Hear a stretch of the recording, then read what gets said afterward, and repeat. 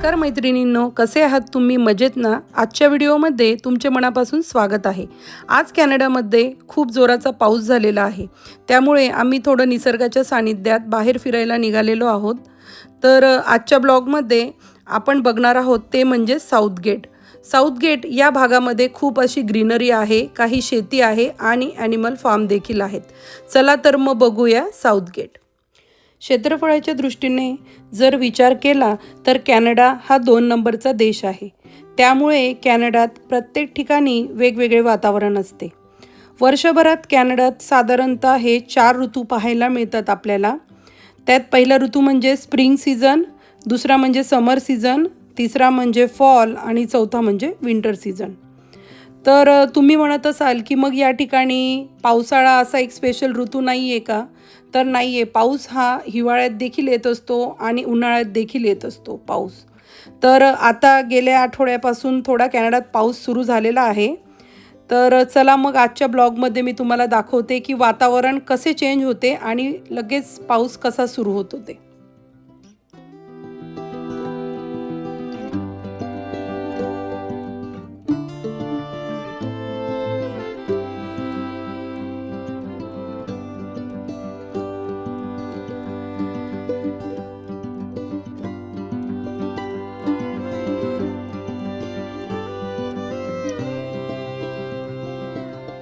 सुरुवातीला आम्ही जेव्हा घरून निघालो तेव्हा वातावरण अतिशय छान होते, सनी डे होता, ऊन होते म्हणजे। आणि थोड्याच वेळाने हळूहळू कसे वातावरण चेंज होते आणि पावसाला कशी सुरुवात होते ते या व्हिडिओमध्ये मी तुम्हाला दाखवणार आहे। तर सध्या मुलांना शाळेला सुट्ट्या आहेत, तर ते देखील आमच्यासोबत आहेत। कारण कॅनडातल्या शेतांच्या साईडला जेव्हा आपण बाहेर फिरायला निघतो त्यावेळेस बरेच असे प्राणी आपल्यालाही दिसत असतात। चला तर मग बघूया।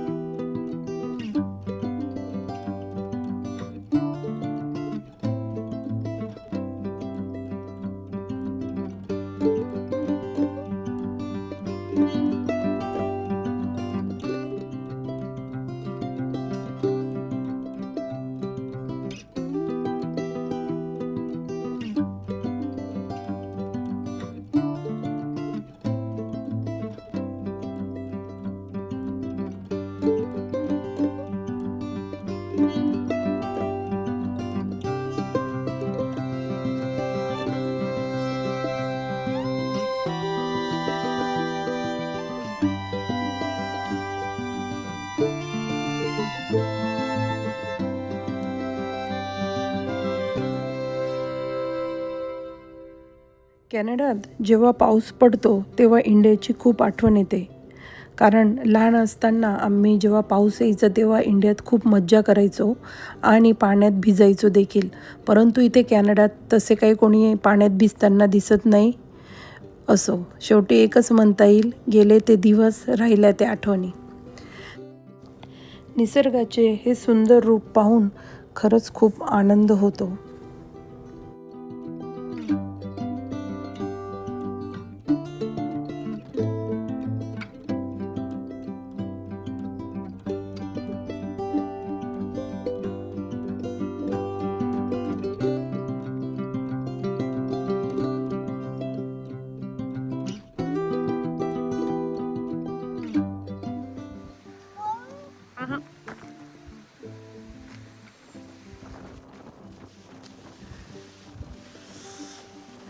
कसं वाटतंय गीतू?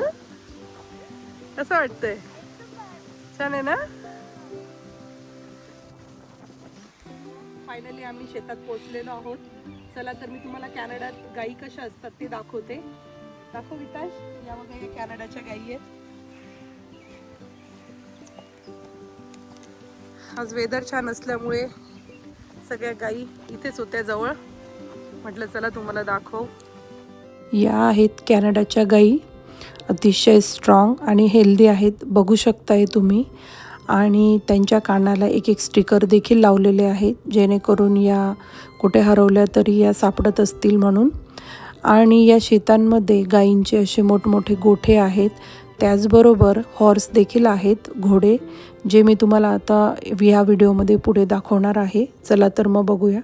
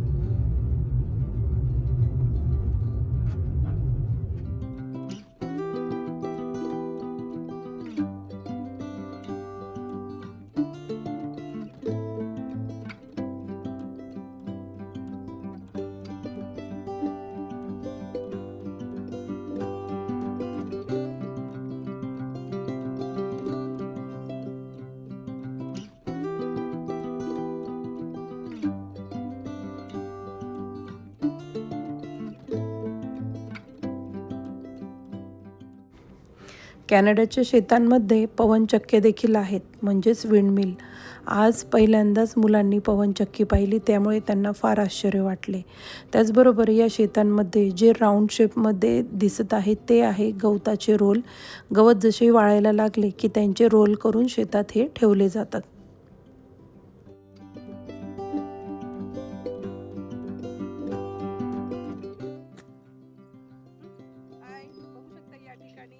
येलो फ्लावर्स आहे पिवळ्या रंगाचे आणि त्याची पूर्ण शेती किती सुंदर दिसते. दाखव की तू पूर्ण व्ह्यू दाखव.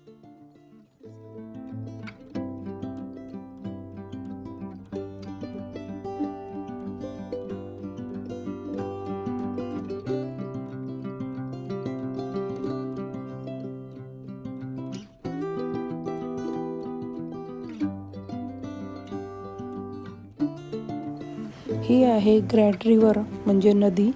पावसाच्या पाण्यामुळे या ठिकाणी अतिशय गढूळ पाणी झालेले आहे, परंतु आजूबाजूचा निसर्ग हा अतिशय सुंदर दिसत होता, बघू शकता तुम्ही.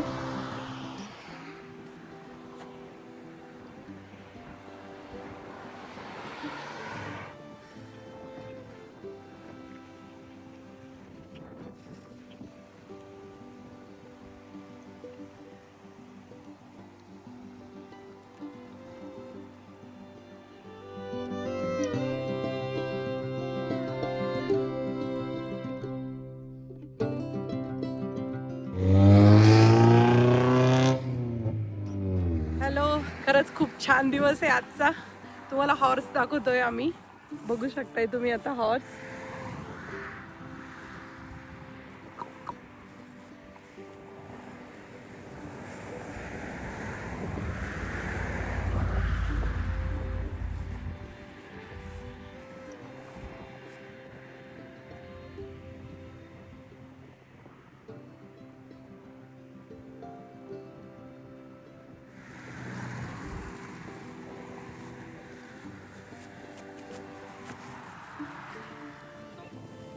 हा बघा सगळ्यात टॉल आणि उंच.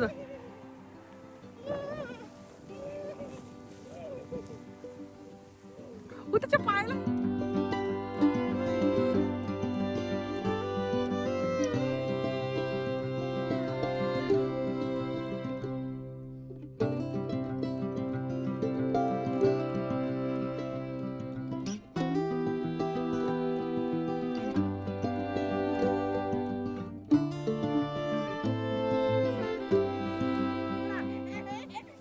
बघा हॉर्स आहेत माझ्या मागे.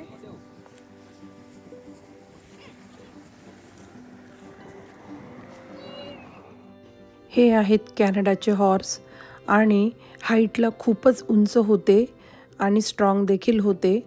ॲक्च्युली ही हॉर्स फॅमिलीच होती आय थिंक. बघू शकताय तुम्ही. मुलांनी तर आज खरंच पूर्ण दिवस खूप मज्जा केलेली आहे. आणि ते मुलं जेव्हा पळायला लागले त्याचबरोबर हॉर्स देखील पळत होते. बघूया.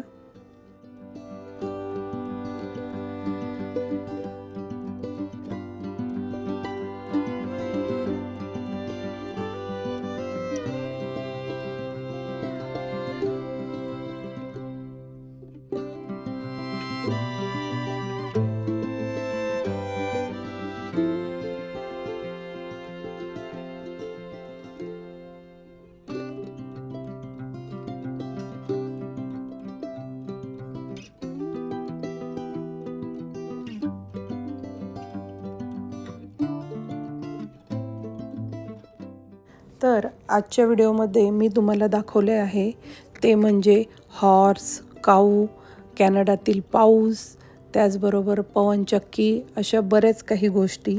चला तर मग आशा करते की आजचा व्हिडिओ तुम्हाला नक्कीच आवडला असेल, कारण निसर्गाचे आगळेवेगळे रूप तुम्हाला पाहायला मिळाले आहे ते या व्हिडिओच्या माध्यमातून. तुम्हाला जर हा व्हिडिओ आवडला असेल तर लाईक, शेअर आणि सबस्क्राईब करायला विसरू नका. आणि तुमचे मनोरंजन करण्यासाठी लवकरच मी घेऊन येते पुढचा व्हिडिओ, ज्यात मी तुम्हाला कॅनडाच्या गोट दाखवणार आहे, ज्याला कॅनडात लामा म्हणतात. चला तर मग पुढच्या व्लॉगमध्ये भेटूया. तोपर्यंत नमस्कार, बाय बाय, गुड नाईट.